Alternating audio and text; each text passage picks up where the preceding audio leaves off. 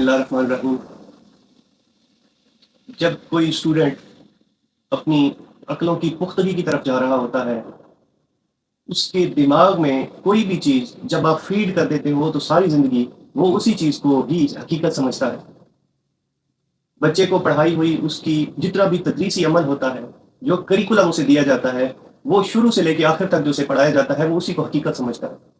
چاہے وہ اس کے بعد اس کے برعکس حقائق کو ڈھونڈ لیتا ہے، کتابیں پڑھ لیتا ہے، لیکن وہ جو اس کی فرسٹ فیڈنگ اس کے دماغ میں ہوتی ہے وہ رہ جاتی ہے.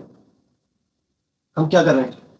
میرے سامنے ابھی ایک بک کی کٹنگ ہے، ٹائٹل ہے آئینہ عمرانیات، سوشالوجی شاید، اور یہ فرسٹ ایئر کی بک ہے. اس کا پیج نمبر 242. اس میں ایک سوال ہے: معاشرتی تبدیلی کی راہ میں رکاوٹ بننے والے کون کون سے عناصر ہیں، وضاحت کیجیے. معاشرتی ترقی کی راہ میں رکاوٹ بننے والے عناصر کون کون سے ہیں؟ اور جواب سنیے. میں بڑے افسوس کے ساتھ مجھے کہتے ہوئے، یہ پڑھتے ہوئے میرا دل کر رہا ہے کہ وہ رائٹر میرے سامنے ہوتا اور میں اس کے سامنے یہ پڑھتا اور میں اس سے پوچھتا کہ کیا واقعی آپ کلمہ گو ہیں. جواب سنیے.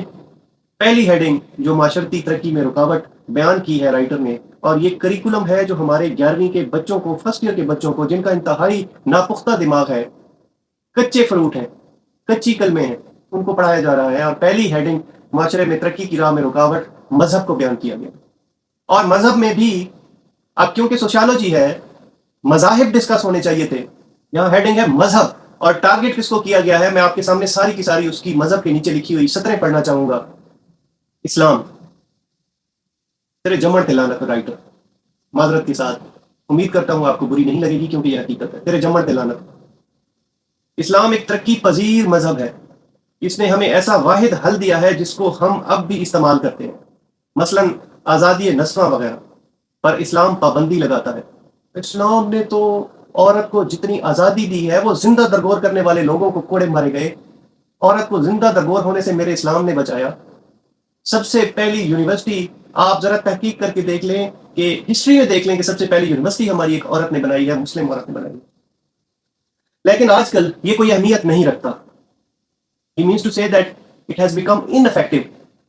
پھر پردہ، اور پھر ڈائریکٹلی آیا. یہ میں حیران ہوں، فیمنسٹ جتنے بھی لوگ ہیں یہ اتنے مضبوط ہو گئے ہیں کہ اب کریکولم میں بھی گھس آئے ہیں. اچھا، مذہب میں اور کوئی رکاوٹ، کوئی برائی، کوئی آر نظر نہیں آئی. سب سے پہلا ہٹ کیا اس نے آزادی نسواں کو، اور سیکنڈلی وہ آیا پردے پہ. اور وہ کہتا ہے اگر ہم یہ جانتے ہیں کہ عورت کو بھی مردوں، اگر ہم یہ چاہتے ہیں، یہ شاید اس میں غلط لکھا گیا ہے، اگر ہم یہ چاہتے ہیں کہ عورت کو بھی مردوں کے ساتھ ساتھ چلنا ہے تو پھر معاشرتی تبدیلی میں رکاوٹ ہے پردہ. پترے جمن تلانت ہے. کیا پردے کے ساتھ خواتین کام نہیں کر رہی؟ کیا پاکستان میں اور بیرونی ممالک، ایون فورن میں، کیا ویلڈ وومن کام نہیں کر رہی؟ کیا وہ اپنے جسم کو ڈھانپ کر کام نہیں کر رہی؟ کیا یہودی عورتوں کو نہیں دیکھا آپ نے؟ دنیا میں سب سے زیادہ فائنینشلی مضبوط قوم اس ٹائم یہودی ہیں، اور ان کی عورتیں باقاعدہ سے پردہ کرتی ہیں.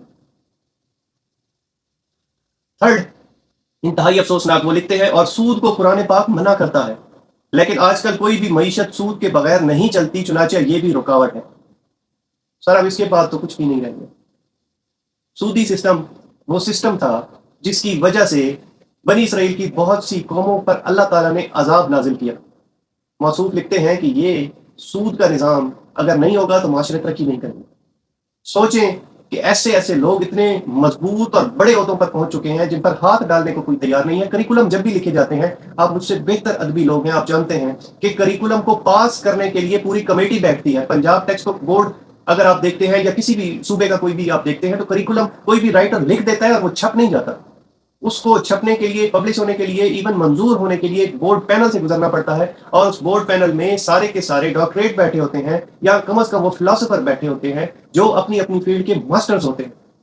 ماسٹر ان دا سینس کہ انہیں ہر چیز اپنی فنگر ٹپس پر ہوتی ہے، اور ایک ایک سطر کے ایک ایک لفظ کو دیکھا جاتا ہے، ایک ایک حروف تہجی کو دیکھا جاتا ہے. املا کی غلطیوں کو میں ڈسکس ہی نہیں کرتا، میرا وہ ٹاپک ہی نہیں ہے. یہ چیز کا سینسر بورڈ سے پاس ہو جانا، ان فلاسفرز اور ڈاکٹریٹ سے پاس ہو جانا، یہ تو اور زیادہ اچنبے کی بات ہے. یہ تو میں نے صرف ایک چیز کو پڑھا ہے.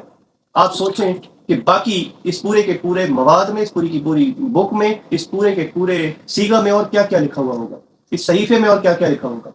یہ شخص تو ڈائریکٹلی اسلام پر ہٹ کر رہا ہے، لیکن اس شخص پہ کبھی 295 نہیں لگتی. ایسے اشخاص پہ کبھی توہین مذہب نہیں لگتی.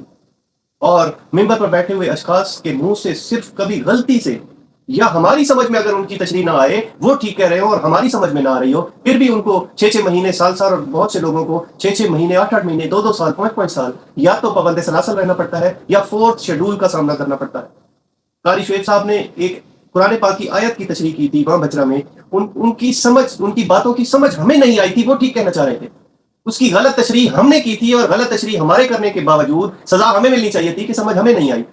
قاری شعیب صاحب کو 4th شیڈول کر دیا گیا تھا، انہیں پابند سلاسل کر دیا گیا تھا، اور آج تک وہ بیچارے 4th شیڈول کا مقدمہ بھگت رہے۔